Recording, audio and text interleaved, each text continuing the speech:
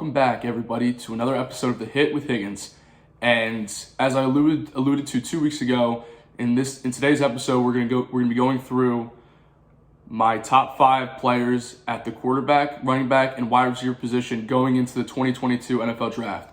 Before I get into that, I promised them I'd do this. I want to shout out the Mercy Women's Lacrosse team for watching and subscribing. You guys are awesome. Thank you so much. I hope you guys watch this one. That'd be great. So thank you. And then also, please make sure to follow my new personal account. It's just Zach Higgins _. My old one got hacked and deleted, unfortunately. It's very frustrating. I know it's just an Instagram account, but it's still, I had it for a long time. So go give it a follow. Share it around, please. Let me build my following back up. But we're going to go right into it. So starting off with the quarterback position, my number one guy going into 2022, and this is a position that has been scrutinized a lot going into the pre-draft process because there's not a lot of top-tier talent, or it might appear that way if you just take a quick look at it. But I really do think there are some guys in this group that can be good quality NFL quarterbacks. And number one for me on that list right now is Kenny Pickett from the University of Pittsburgh. And that might seem a little bit biased because he was at one point my neighbor. Shout out Ocean Township, shout out the OT gang. But Kenny has improved so much in 5 years to the point where he is now in that conversation. And I think it's pretty clear that coming into this year, he's the number one prospect as far as quarterback is concerned. He's a 5-year starter at this point, which is ridiculous. He got the COVID year, and he got every other year of experience under his belt, and every single year has improved. This year, let me just give you a stat line real quick this year because it's unheard of. 3,500 passing yards, 32 touchdowns, 4 interceptions. At this point in the year is crazy good. It's crazy good. Like I said, he's a 5-year starter. He's polished. He's a leader. He's got a good enough arm. I know a lot of scouts aren't really sure where to grade his arm, but watching his tape and his film, it's pretty clear that his arm is good enough. In today's NFL, you don't need the strongest arm in the world. You're not chucking the ball deep every play. It's just not how it works. Offenses are built around shorter passes. You're not going 50 yards down the field every single time. You want to pick and choose your spots when you're attacking a defense. He has good enough arm for that. He's accurate, and he's a leader. He's been a captain there, and he's led a successful Pitt team. They're one of the top teams in the ACC this year. They're really good, and it's all because of this guy. He's their leader. He's their signal caller. And I get that his ceiling might not be the highest, especially not in this group. His ceiling isn't the highest, but I think as far as floor-wise, he's clearly the best right now. And it's not like there isn't any room to grow either. He can improve, and with reps, he will get better. And this is a guy that you can throw in there from day one. He could be your week 1 NFL starter. I know a lot of Pittsburgh Steelers fans want him next year. It'd be great. The Pitt Panthers quarterback going to the Steelers, taking over for Big Ben, it seems like a match made in heaven. I don't know if he drops to them. I think he'll go much sooner than when they pick, but it would still be cool to see. So Kenny Pickett, that's my number one guy as far as quarterback is concerned. Number 2, Malik Willis from the University of Liberty, or just Liberty University, however you want to say it. Now, I touched on the fact that Kenny doesn't have the best ceiling in this quarterback class. Malik Willis absolutely has the best ceiling in this quarterback class. He is just an athlete. If you ever watch this guy play, he is just a freak of nature on the field. This stat line, he's got 2,100 passing yards, 21 touchdowns, 9 picks. He's ran for 755 yards and 10 touchdowns. So pretty good stats. His best year was last year when Liberty was good and he was torching defenses. He hasn't been as productive this year, and we've seen some ball protection issues from him this year, which I think is a product of him trying to do a little bit too much out there, especially when you're playing for Liberty and you're playing against some other big-time teams. But his athleticism is off the charts. He's got good arm talent. I wouldn't say he has the best arm in the class as far as accuracy-wise, but he has the best arm talent in this class. He is a leader. He's given Liberty the best years as far as the football program is concerned. Like, he will be either a top 5 pick or early 2nd round pick. Like, his range is crazy right now. Like, he could go anywhere in between here. But someone's going to look at him and see that potential and think, I got to have this guy. He might not be a day one starter. He might be more of a Trey Lance situation where you draft this guy, you sit him behind a veteran for a decent amount of time, let him learn, let him understand the offense, and then eventually you get him his reps. And I think if you get him his reps and he gets good quality reps, he can be a superstar. He also has bust potential, for sure, but just like every other quarterback does in this class, just like every player does, they're all going to have bust potential. Him probably a little bit more than most because his range is so deep as far as ceiling to floor. So we'll see what happens with him, but you can't help but be impressed with this guy. He's awesome. He really is. He's been one of my favorite players to scout throughout this entire process. I'm rooting for Malik Willis. I think he'll be great. Number 3 is everybody's Heisman favorite, Matt Corral from the University of Mississippi. He runs Lane Kiffin's offense to perfection. 2,700 passing yards, 17 touchdowns, 2 picks. He's done a great job with ball security. He's athletic. He's got a good arm. He's smaller in stature. He's only about 6'1", 215, and I don't even know if he's really 6'1". A lot of people think he might be under 6 feet, which would not be a great thing, but of course we've seen guys come into the league who are shorter who have been successful. Russell Wilson, Kyler Murray, to name 2. He's athletic enough, though, to make up for that, just like those other 2 quarterbacks. He's got a good arm. He doesn't have a great arm. His arm is good enough, I think, to be a decent NFL player, but I think he does some things on the field that make him a dynamic presence, especially behind center. There's also the question of the fact how much of Lane Kiffin's offense is helping him with his status. You know what I mean? Like, Lane Kiffin knows what he's doing on the offensive side of the ball. That's very clear. Everybody knows that. He is an offensive guru at this point in the college football world. How much of that is helping Matt Corral at this point? He's a good player, don't get me wrong, and I think he'll be a first-round pick. Somebody's going to fall in love with this guy. He's a good player. I just don't know how much of it is him, how much of it is Lane Kiffin and that Ole Miss offense, that Ole Miss team, because they've had a good year. But like I said, he's athletic. He's not going to run and tuck it and run every time, but he can move around in the pocket. He can get outside the pocket. He's pretty good throwing on the run. He's got a good enough arm. I'm interested to see where his NFL fit is. I've seen a lot of teams mock him to Denver, which is intriguing, but also I don't really know what Denver needs to do quarterback-wise. That team is just a mess to me right now. I can't figure them out. They have good players, especially on offense. Their offensive skill group is one of the best in the league as far as young talent. They need a quarterback to put together. Maybe it's Matt Corral. That would be interesting, especially with the new head coach, which they should absolutely get. They need to fire Vic Fangio yesterday. They need to. I didn't understand the hire at the time, still don't understand it now, and I think they're second-guessing it at this point too. So look for Matt Corral, possibly to Denver come April. Someone's going to fall in love with this guy. Like I said, he'll go in the first round. Where? I have no idea. Number 4 is another guy who, for me, I don't know how high his ceiling is, because I think he's a solid player right now, and we've kind of seen everything we've seen from him. And that's Desmond Ritter from Cincinnati. 4-year starter, productive, decent arm. To me, he's a Jalen Hurts clone, just a little bit taller and lankier. He takes care of the ball. 22-6 touchdown interception ratio this year. He's run for 279 yards and 5 touchdowns, so he can move the ball with his feet. He is the best quarterback that Cincinnati's ever had, and I'm trying to find a mix of his production potential, and I don't know where that fits in the NFL. Does he have a whole other side of his game that we haven't seen yet? Or is this pretty much it from Desmond Ritter? Watching his games, he does some nice things out there. He's definitely a good player, probably a great college player. Is he going to be a good NFL quarterback? I don't know. Like I said, he reminds me a lot of Jalen Hurts, but he also reminds me a lot of Kellen Mond.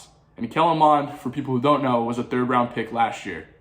Went to Minnesota. And Minnesota was pretty high on him, and they still are. I just don't know if Kellen Mond's going to be a great NFL quarterback, and it's kind of the same deal with Desmond Ritter. I like Desmond Ritter. He's fun to watch. I just don't know what his range is. But he'll still probably go in the first round, if not high second, because he has that intriguing element to his game that people think they can do something with. So that'll be interesting to see. And lastly, number 5, North Carolina quarterback Sam Howell.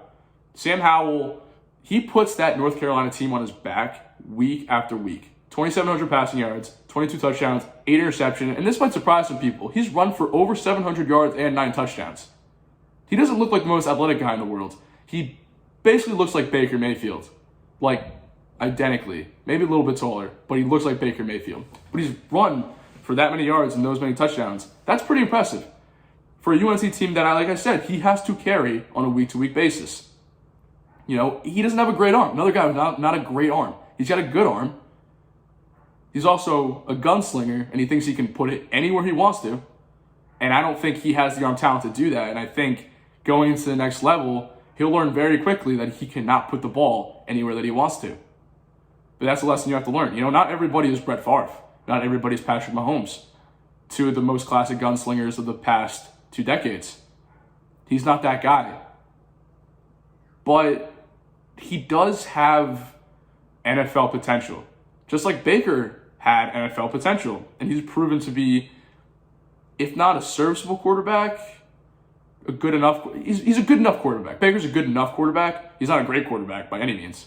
I think if Cleveland has a different quarterback, they're in a much better spot. But I think that's where Sam Howell fits. He'll be a serviceable NFL player.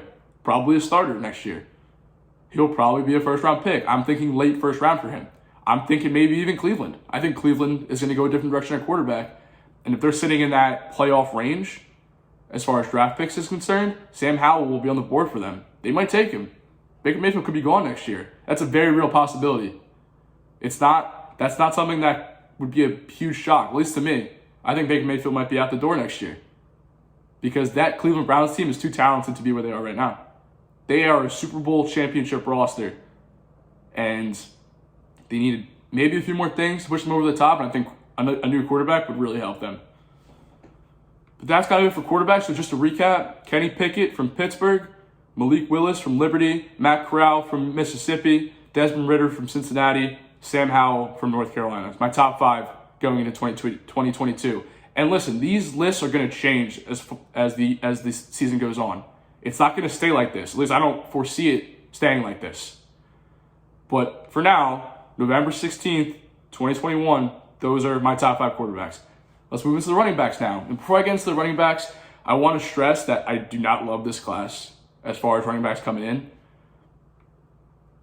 There's no Zeke, there's no McCaffrey, there's no Adrian Pearson type running back in this class. And for the next couple of years, I feel like you're going to see that. Probably for the next decade. I mean, running backs have taken a hit as far as value level in the NFL over the past 15 years. Think back to 2006. In 2005, 3 running backs went in the first round. In the first, 3 running backs went with the first 5 picks. Ronnie Brown went 2, Cedric Benson went 4, Cadillac Williams went 5. They went in the first 5 picks of the 05 draft, ahead of a very, very good quarterback, who I'm sure most of you know, and if you don't, it's Aaron Rodgers, who went 24th. That's when the value of running back started to go down. And I think you see that definitely in this class, now in 2021, going into 2022. Running backs just don't have that value, especially running backs like these ones. They're good players. They are good players. They're great college players. I don't know where their NFL value is. But let's just get into the list. Number 1, the biggest riser of the 2022 draft class, Wake Forest transfer, Michigan State running back, Heisman frontrunner, Kenneth Walker. Kenneth Walker has been on an absolute tear this year. He is the reason that Michigan State is as good as they are this year. I'll give him that. 1,400 rushing yards, 17 touchdowns rushing the ball. He only has 12 catches, 85 yards receiving on the year, which hurts his NFL value because out of the backfield, he's not great. But he has NFL size. He's got good speed. He can run in between the tackles. So he's a first and second down back. He's not a third down back, at least not at this point. And think about 2017, Leonard Fournette went 4th. And, big bruising running back from a big-time school in LSU. But Jacksonville doesn't have him anymore. He wasn't a third down threat. And running backs just aren't that valuable. I'm not saying Kenneth Walker is Leonard Fournette, not by any means. I think Kenneth Walker will be a productive NFL player. He just won't be a franchise back. He won't be a 3-down back. But he'll be a good NFL player. Number 2 was the number 1 guy going into the year for me. That's Breece Hall from Iowa State. And Breece Hall, he's the reason that that team is good. They haven't been that good this year, but he's the reason that team was relevant this year and was good last year. 1,100 rushing yards, 16 touchdowns, 5.4 yards a carry. He's a little bit better out of the backfield. 31 catches, 246 yards, 2 touchdowns this year. His agility is off the charts, this guy. It's almost to a fault. Like, he can juke and spin and duck and everything that you want from an agile running back. But in his head, when you're watching him, it looks like in his mind that I have to make this juke, I have to do this. And I think it would just serve him better if he would stick in between the tackles more. And reading other scouting reports, especially on the Draft Network, they emphasize this. He doesn't stick it up the tackles. Now, I am not a running back, haven't ever been a running back, never been a running back coach, just some guy sitting in my apartment talking about this. So that's just my analysis of watching his film. Breece Hall just doesn't stick it in the tackles. So he can be a good NFL player. He's good enough out of the backfield to play on 3rd downs, which is key. If he sticks in between the tackles more, he'll be awesome. I just don't know if that's ever going to happen. But I do like watching him play. Definitely do. Number 3, it's a guy I've gotten a lot of chances to watch this year. That's Kyron Williams from Notre Dame. Another big draft riser. All my friends, my roommate, big Notre Dame guys here in Dobbs Ferry, New York. So I've gotten to watch a lot of his games. And he's talented, man. He is a very talented back. 872 yards, 10 touchdowns, 36 catches, 300 yards, 3 touchdowns out of the backfield. Smaller in stature, but he's not slender. You know, he's built. He's a big running back for his height. I think he's the best player at Notre Dame, at least offensively. No, definitely offensively. Not the best player. Kyle Hamilton's the best player on that Notre Dame football team. But he is the best in the draft in the running back class as far as 3rd down situations are concerned. He will be the guy you want to get if you're looking for that 3rd down back to catch balls out of the backfield. He's got good power for his size. He's smart, and his awareness in between the tackles is good. I think as far as potential-wise, Kyron Walker has the top potential level in this entire running back class. I love watching him play. I'm excited to see where he goes next year. You know, I don't think there's really a need right now for a lot of teams for a franchise running back, just what we've seen as far as the value of running backs go. But I think if you're looking for a running back, this is the guy I would target. Kyron Williams has been outstanding this year. He's risen to the point where he is now in that 2nd to 3rd, 4th round conversation. He'll go to a team and be productive. I firmly believe that. Number 4, running back who was number 1 on a lot of boards coming into the year, Isaiah Spiller from Texas A&M. 914 yards, 7 touchdowns, 5.7 yards a carry this year. He's been good, but not good enough. He hasn't been good enough, at least this year. You know, a lot of people had some high expectations of him going into the year, that he was supposed to take this running back class, just take it for himself. It was supposed to be his. And he hasn't done that. And maybe that's a product of Texas A&M not meeting expectations this year, but he hasn't put up the numbers or the production that I thought he would this year. That's not to say he's not a good running back, because he is. His agility, outstanding. He's great in between the tackles, especially making cuts in the second level. His speed isn't great. He's not a 4.4 guy. He's probably more of a 4.6 guy, but he's good in between the tackles. He can catch the ball out of the backfield. He's got 25 catches on the year. He can catch. His top end speed is lacking. And that's going to hurt him coming into the draft, because some guy's going to run a 4.4, low 4.5 40. They think maybe I can get some more production out of the fast guy instead of this guy. And this guy, it's not like this guy isn't fast. He's just not fast enough to be in that high-end running back conversation at this point. So for me, he's number 4. Lastly, number 5, another transfer, Michigan transfer over to UCLA, Zach Charbonnet. He has another transfer who has been on the rise this year. 864 yards, 11 touchdowns running the ball this year. He has led UCLA in rushing. He's not a receiving threat, but to his credit, he is a great blocking back on 3rd down in pass protection. He's been great at that. Watching his game film, he's clearly the best in this class. He's a big back that runs with power. He knows how to use his body to run with power. He's not an explosive back. He kind of like Isaiah Spiller. He's not very explosive, but he's big. He's a big running back.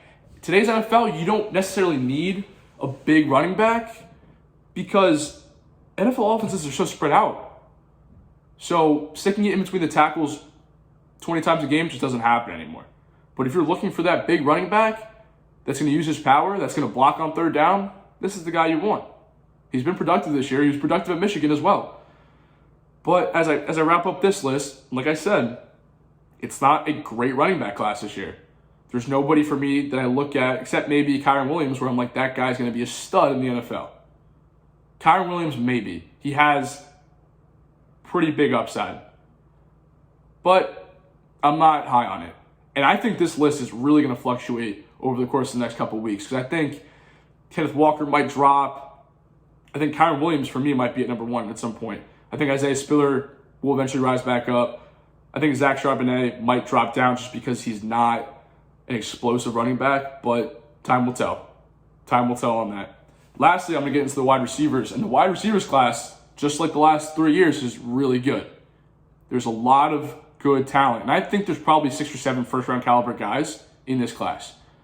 But this is just my top 5. This is just my top 5. So starting off, number 1, Chris Olave from Ohio State.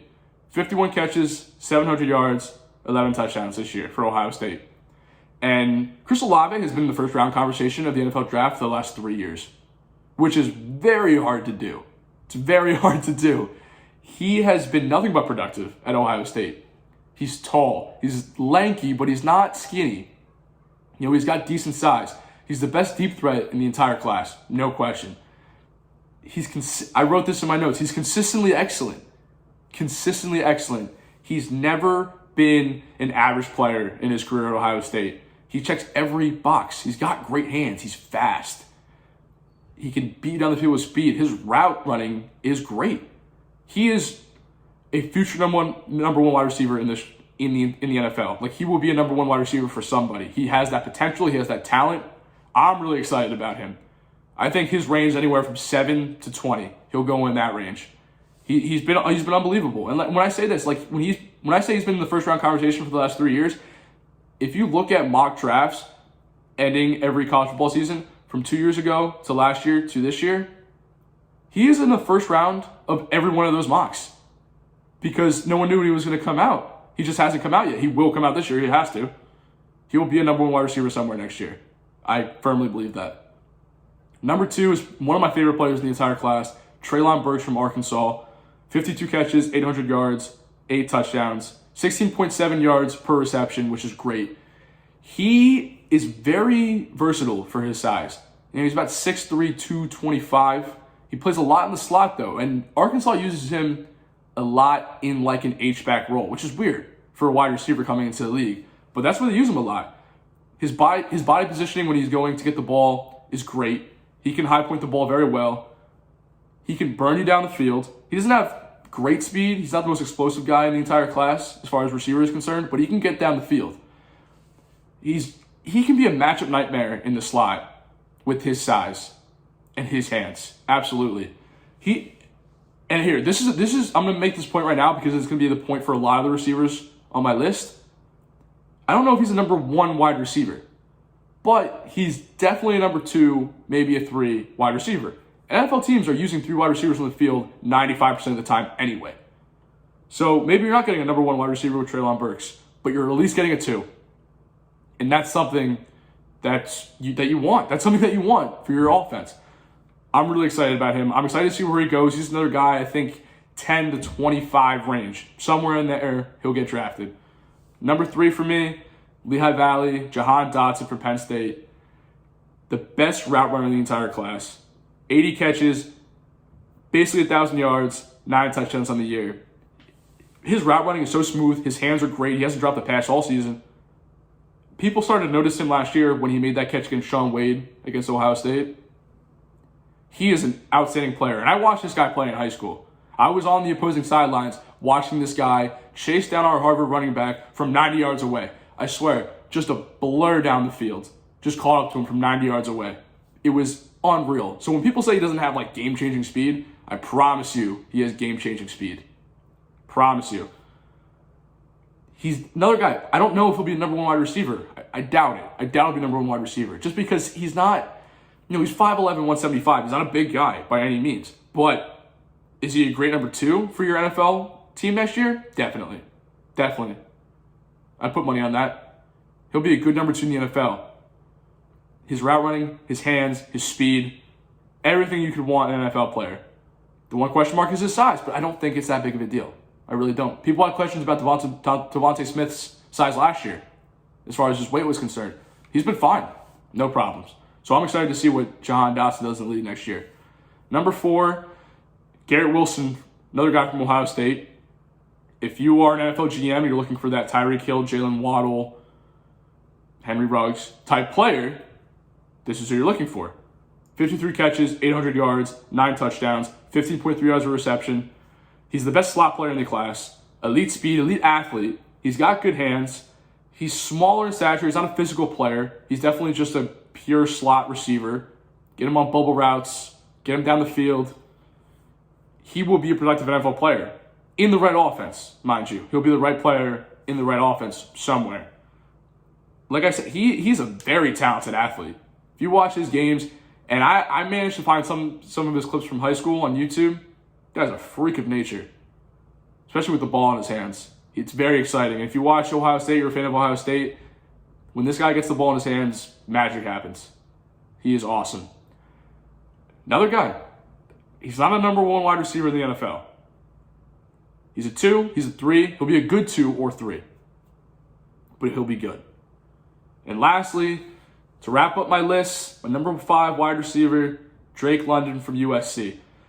Drake London, who was out for the year, broke his leg a couple weeks ago. In basically half a season, 88 catches, 1,100 yards, 7 touchdowns in half a season. He's 6'5", 210. He is big, and he's been productive. And for a lot of people, that would probably put him at number 1 on a lot of lists. And on a lot of lists, he is number 1. He has elite size. He's got hands. I wonder how much of his college success is just pure athleticism. You know what? I don't know if people will understand that, but think about it this way. In every NFL locker room, there are 53 guys on the active NFL roster. All 53 of those guys are athletes. They are Drake London type athletes. Will Drake London have that same success in the next level where everybody's just like him? I don't know. I feel like that's a fair question. He absolutely can be, because he's a freak. He's a freak of nature on the field. Size, speed, hands, everything you want. Athleticism, everything you want from a receiver. He's going to have an injury concern going into the league when he gets drafted. So that'll hinder him a little bit. I think that lowers his stock a little bit. But if you're looking for that big body wide receiver that can run up and down the field all day, this is who you want. And he'll go early. He'll go early. For me, he's number 5. I think he'll probably stay there just because of how much I like all the other receivers and how productive they've been, and they're going to keep playing. So he'll probably stay around that 4 or 5 range for me, but there's no reason to not be excited about Drake London coming into next year. That's going to wrap up my top 5 lists. Guys, I love draft. I love the draft day. I love it. It's like my Christmas. I think I've said that before on a number of other videos. I love draft day. So I'm not too high on a lot of guys going into the 2022 class. I don't think it's a good class as far as the NFL draft is concerned. I think there's been a lot better. But there are some guys who I'm so excited to see coming into the league. Treylon Burks, Jahan Dotson, Drake London, Kenny Pickett, Kyron Williams. I'm really excited. So feel free to like and subscribe, share it with your friends, follow the Instagram account, The Hit with Higgins and Bond. That's what it is right now. Tune in next week for the next video. Thank you, guys.